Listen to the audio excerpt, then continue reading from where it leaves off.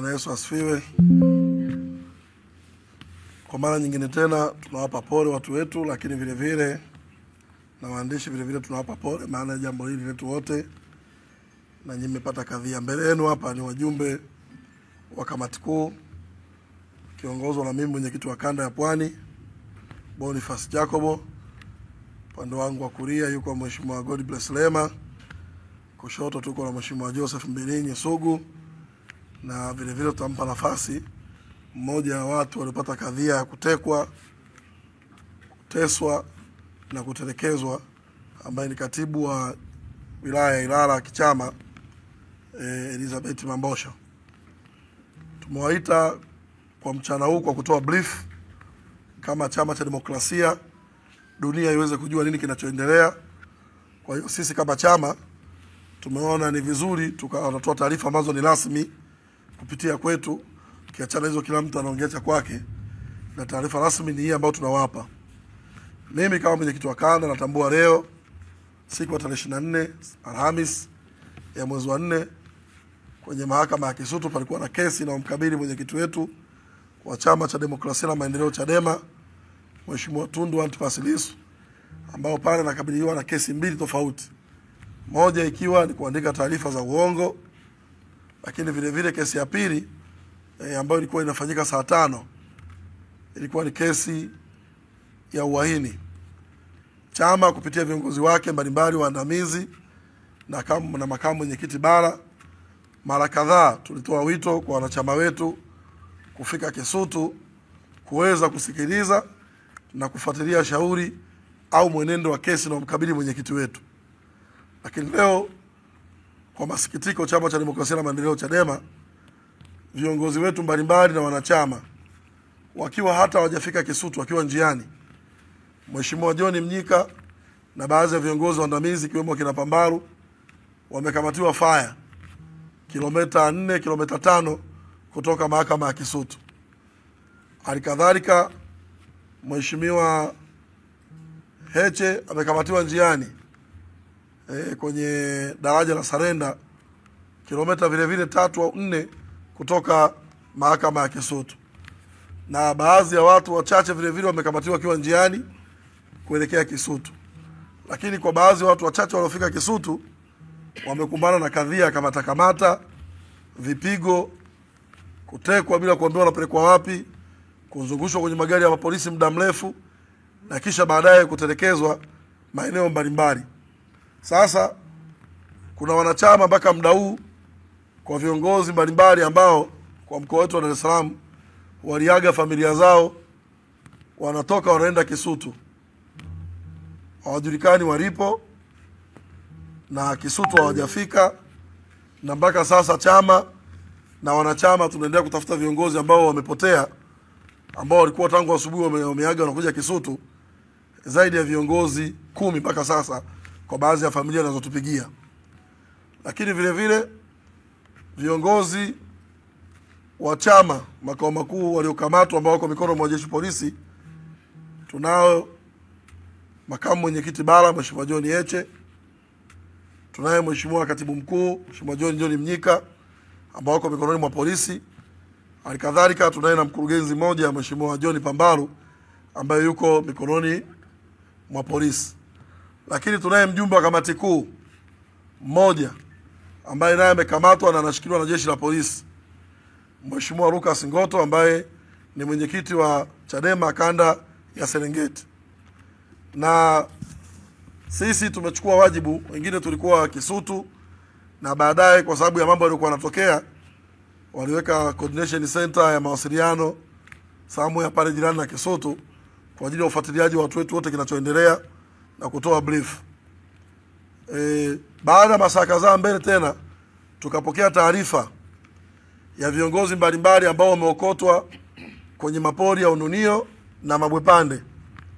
Viongozi hao wa Chadema walikamatwa nje ya geti la Kisutu.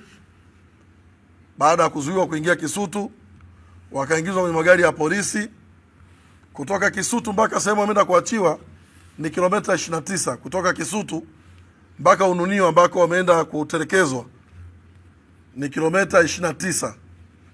na kutoka Kisutu mpaka Mabwepande ambako wengine wameenda kuachiwa kule na kutelekezwa ni kilomita 36.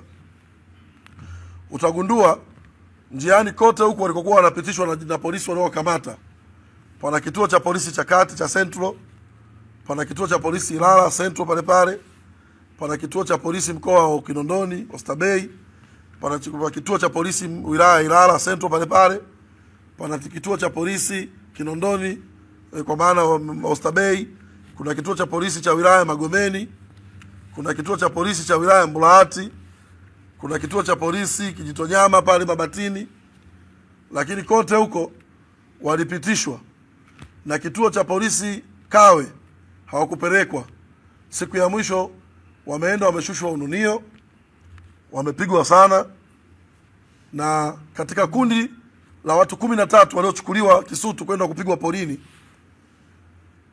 wa kwanza ni makamu mwenyekiti Zanzibar ambaye amepigwa, sasa hivi ni mahututi hospitali ya Mwananyamala, wanamfanyia rufaa kumkimbiza Muhimbili. Na mwingine wa pili ni mheshimiwa naibu katibu mkuu Zanzibar ambaye amejeruhiwa, angalau kidogo sio mahututi, lakini amejeruhiwa kwa kupasuka kiganjani, amepigwa marungu, amevunjwa kiganja na kupasuka, lakini vile vile enka chini imepigwa virungu, imesogwa kabisa.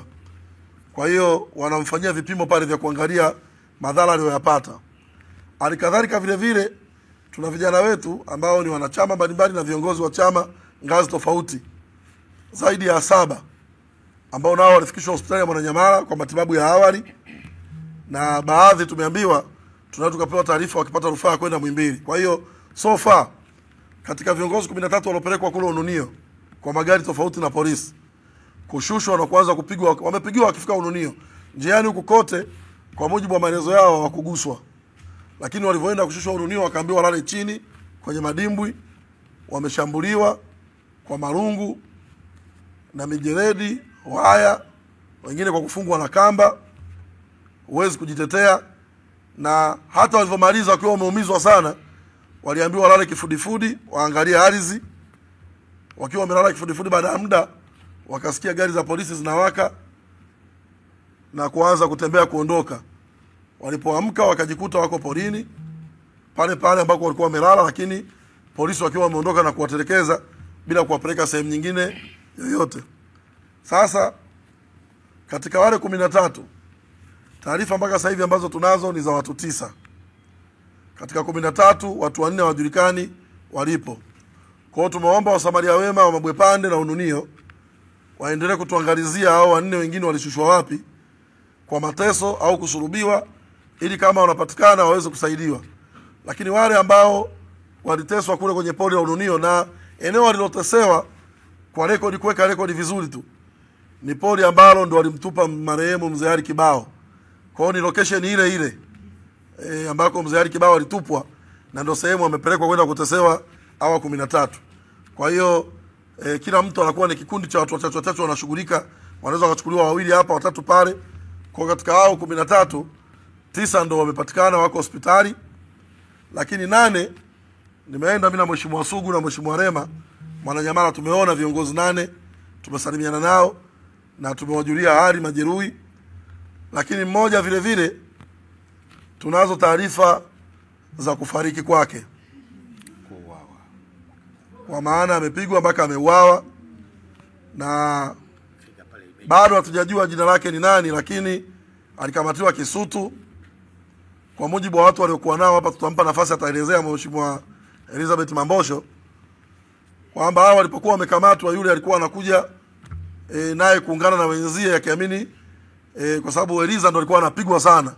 Kwa yule mwanachama alipoona mwenzie anapigwa akasogea ili kuja kuwasi polisi wasimuumize. Kwa walipokuja, kuna mwanadada mmoja alikuwa pale, alitoa amri yule alikuja naye apigwe. Kwa hiyo yeye alipigwa tulungu la kwanza tu, alipigwa kichwani na akapasuka, damu nyingi zikawa zinatoka. Kwa Eliza akiwa chini anapigwa, anasikia polisi wanasema muaisheni atatufia. Sasa tumefika pale Mwananyamala, tumemkuta amepelekwa emergency. Daktari aliyekuwa anatutambulisha majeruhi wetu, daktari wa emergency, ndio ametuambia katika 9 waliokuja, mmoja ameconfirm kwamba amefariki.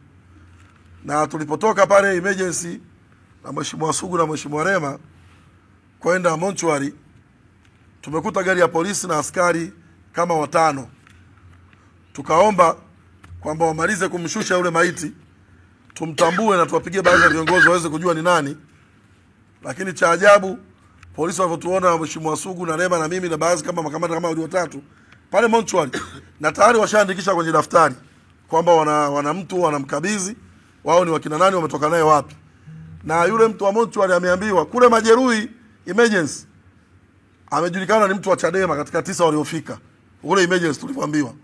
Lakini askari walipotoka emergency kwenda mortuary wakasema mtu yule amekufa maji. Kwa hiyo na sisi tukasema hata uko Ununio watu wetu walikuwa wanateswa, walikuwa na maji na madimbwi. Kwa hiyo tunatamani hatu alikufa maji tumuone, maana leo Dar es Salaam hakuna mafuriko kusema kuna mtu mzima anaweza kafa maji ndani ya Dar es Salaam. Polisi walivyosikia tumekaa hapa tunasubiri kumtambua yule maiti, wakamrudisha, wakafunga gari ya polisi, wakashusha turubai, wakakimbia na ile maiti. Pamoja na kwamba walishamsajili wamshushe, lakini kwa kuona Chadema tumefika hapa watu tumshuhudie maiti wetu, wakafunga gari ile mlango wa nyuma, wakashusha turubai, wakadandia ile gari la kaka, wakavua gloves. Na ni baada ya askari mmoja ambaye tulimtambua ni inspector kuongea na simu. Kwa hiyo wenzetu tuliporudi hapa makao makuu wanataka kutujulia hali yule ambaye amepigwa damu zinamweka nyingi sana, anaendeleaje. Ndio tunasema kwamba tumeenda hapa, tumeambiwa ametolewa emergency, amepelekwa mortuary. Kwa hiyo so far tuna ripoti ya kifo kimoja cha kamanda wetu mmoja katika hao na Chadema, lakini vile vile tuna 8 ambao ni majeruhi wamekimbizwa Mwananyamala, na wengine wamepewa rufaa kwenda Muhimbili. Na sasa hivi zoezi linaloendelea ni kutafuta wengine wako wapi. Maana makamu mwenyekiti yeye walimkamata daraja la Sarenda, baada ya kumshurutisha, kumsukuma na kuanguka, wakamleta kinguvu na magari yao. Askari 2 wakaendesha gari ya makamu mwenyekiti na mmoja wa dereva wa makamu, wameingia mpaka hapa, wamepaki gari, alafu wakamchukua dereva wakaondoka naye. Kwa hiyo dereva mwenyekiti makamu vile vile tunamtafuta, hatujui yuko wapi. Lakini wakati anakuja hapa alisindikizwa na askari 2 waliovaa kiraia, wakapaki gari ya makamu mwenyekiti Heche hapo, wakamchukua dereva wake, wakatoka naye getini, ikaja gari nyingine ya polisi, wakamchukua dereva wakaondoka naye. Kwa hiyo sasa hivi tuna taarifa tu kama makamu yuko Oysterbay, lakini dereva wake hajulikani alipo, na tuna taarifa ya katibu mkuu na baadhi ya makamanda wanasema wako polisi, hao tuna taarifa nao. Lakini nimesema hapa tumetoa wito ili kumjua mwenzetu aliyeuawa ni nani, jina lake tujue ni nani. Tulitoa wito kwa wanachama watambuano waliofika Kisutu nani aonekani, lakini onekana ambaye aonekani si mmoja tu aliyefariki. Tumesema familia zaidi ya 10 bado hazina mawasiliano na watu wao waliotoka asubuhi na mpaka sasa hivi hawajulikani wako wapi. Lakini angalau mmoja pale Mwananyamala tulidhibitishiwa na daktari wa emergency kwamba polisi walipomleta na defender alikuwa tayari ameshafariki. Na tulipomfuata mortuary tumeona polisi, tumeiona defender, lakini polisi walipotuona wakaogopa kushusha ile maiti, wakafunga turubai, wakakimbia na ile maiti. Kwa hiyo hiyo ni update mbona tuwagaie kama chama rasmi na mimi mwenyekiti wa kanda ya Pwani, kwa sababu jambo hili limetendeka na kutokea kwenye kanda yangu, tujue tunakabiliwa na changamoto gani. Hata sasa hivi tunapoongea hapa tumezingirwa kila kona, kuna magari ya polisi kuashiria bado wenzetu wanashari zaidi. Si tu kwamba jambo la kule Kisutu, lakini hapa makao makuu nje tuna gari zojaa askari 8 zaidi ya gari 5 kila kona kuingia makao makuu, kwa kuashiria issue sio Kisutu tena wala kesi ya Lissu, lakini huenda wana agenda yao binafsi ambao sisi hatujaijua Chadema shida ni nini na imetokea wapi. Kwa hiyo tunapoongea hapa wana Chadema, kwanza tuendelee kuwa imara, lakini vile vile tutakuwa tuna utaratibu wa kila baada ya masaa kadhaa kutoa update ya watu wetu wote, wamepatikana nani, ana hali gani na nini kinaendelea. Je, kuna watu waliongezeka, vifo vimeongezeka au majeruhi wameongezeka? Na Mungu akijali wakitoka wote, kama ni kesho kutwa tutaita waandishi wa habari, watakaa hapa kila mmoja. Wapo waliovunjwa miguu, wapo walioteguliwa mikono, wapo waliovunjwa vidole, wapo waliopasuliwa, wapo ambao wamevunjwa uti wa mgongo, ndo wengi. Kwa mimi tangu nianze siasa sijawahi kuona askari wanampiga raia, tena wanampiga sehemu moja tu uti wa mgongo. Mkurugenzi wa fedha wa Chadema Bwana Tito, naye ni miongoni mwa majeruhi ambao ni mahututi, anapata rufaa kwenda Muhimbili. Yeye amepigwa sehemu moja, tukimwona ni mzima, lakini wameushambulia mgongo wake wa uti wa mgongo tu, kiasi cha kwamba hawezi kukaa wala kusimama. Kwa hiyo waliopigwa sehemu ya uti wa mgongo wako 4 katika pale Mwananyamala, ambao ndio watafutiwa rufaa ya kukimbizwa Muhimbili. Ukiwaona kwingine ni wazima, lakini wapigaji walikuwa wamelenga mgongo tu, uti wa mgongo. Sasa maana yake mtu anamneo huwezi kusema alikuwa na nia njema. Lakini vile vile kwa mtu kumkamata mtu City Center pamoja na vituo vyote vya City Center, akatumia magari ya polisi, uniform za polisi, silaha za polisi, akaendesha gari kutoka City Center mpaka Ununio mpaka Mabwepande, hatuwezi kusema mtu huyu alikuwa anafanya zoezi la kukabiliana na wahalifu. Mtu huyo yeye ndio mhalifu. Kwa sababu tunaamini ukamata mhalifu unampeleka polisi, anafunguliwa mashtaka, anahifadhiwa rumande, anapewa dhamana au anapelekwa mahakamani. Lakini ukamataji wa kukamata wanachadema, kuwapeleka polini, tena maeneo ambao wanachadema tumekuwa tumeshuhudia viongozi wetu wakubwa kabisa wakiwa wameuawa na kutupwa na kutelekezwa. Leo ndio wanachama wa kawaida wanaenda kutesewa maeneo hayo, na baadaye wanatelekezwa wakiwa hawana simu, fedha zao zimechukuliwa na askari, simu zao zimechukuliwa na askari. Askari kuna mmoja anatuambia hadi viatu wamemvua. Yaani kipindi wanampiga wamemvua hadi viatu na wameondoka navyo. Kwa wakati wapata msaada Ununio wameondoka pekupeku. Unaweza ukaona ni kiasi cha uhalifu kiasi gani dhidi ya binadamu. Huo ni uhalifu dhidi ya kibinadamu. Kuna namna ambavyo jeshi la polisi limefundishwa kukabiliana na mhalifu. Kuna namna mafunzo wanayo polisi namna kukabiliana na watu ambao ni wahalifu, waandamanaji. Lakini mtu ambaye yuko njiani unamshtaki na kosa gani? Yaani katibu mkuu unamkamata faya, ukimpeleka mahakamani kosa lake ni lipi? Kutembea barabarani na gari? Kwa sababu kama una taarifa yote ya kiintelijensia, anakuja mahakamani ni raia mwema, tena anakuja kwenye kesi ya kiongozi mwenzie, tulikuwa tunaamini yeye hana kosa lolote.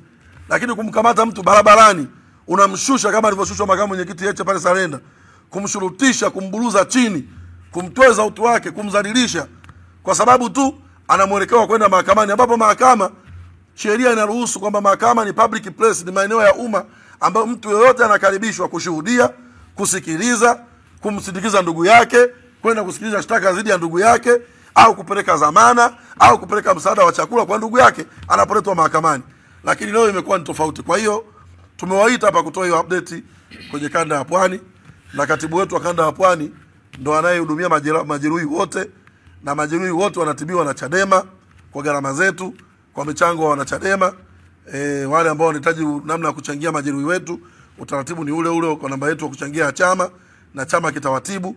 Na wale ambao utakuwa hali zao ni mbaya, kama nilivyosema, kila baada ya masaa kadhaa tutakuwa tunakuja mbele yenu na kutoa taarifa ya nini kinatokea na nini kimeendelea dhidi ya majeruhi wetu. Na wale ambao wamepotea mpaka jioni, ninaamini tutakuwa tuna majina ya watu ambao wamepotea na hawajulikani walipo baada ya kukamatwa maeneo yale ya Kisutu.